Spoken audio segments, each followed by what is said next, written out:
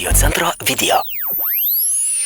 Mane žiauriai užknisa, kai, tarkim, dabar yra tokia tendencija, keli metai mūsų muzikinėme pasaulyje, žinai, sukurti dainą, ją paviešinti ir tada uždėti savo nuotrauką ir dar užrašyti koncertų datą, žinai.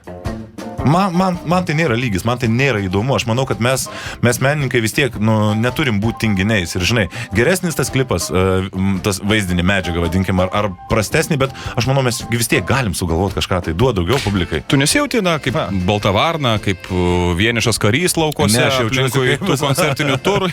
Kaip storas senis, tai jaučiuosi.